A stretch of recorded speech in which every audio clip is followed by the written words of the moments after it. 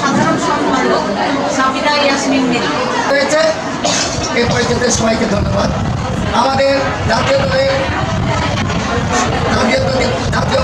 জাতীয়তাবাদী মহিলা দলের 46তম প্রতিষ্ঠা বার্ষিকী আমাদের সভাপতি মহিলা দলের প্রতিষ্ঠা বার্ষিকীতে আমরা একত্রিত। আজকের সভার সভাপতি ছোট ছোট বাচ্চারা বেশি আসছে, মা বোনেদের মাস্টার হয়ে গেছে।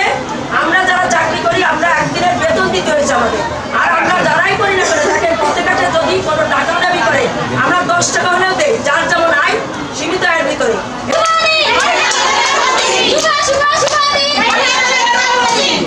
আজকে বাংলাদেশ জাতীয়তাবাদী মহিলা দলের 46তম প্রতিষ্ঠা বার্ষিকী। আমি বাংলাদেশ জাতীয়তাবাদী মহিলা দলের পক্ষ থেকে আপনাদের সবাইকে সাদর আমন্ত্রণ জানাচ্ছি।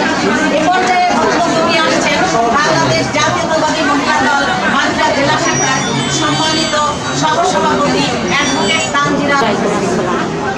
আমরা আজকে একটা দিক সংগঠনে এখানে উপস্থিত হয়েছি। আমরা আমাদের বিশেষ সভাপতি আমরা এখানে আজকে সবাই মিলে জাতীয়তাবাদী মহিলা দলের একটা প্রতিষ্ঠা বার্ষিকী আয়োজন। অবস্থা বিএনপি দলের মহিলা দল অনেক শক্তিশালী, আওয়ামী লীগ দলের থেকেও।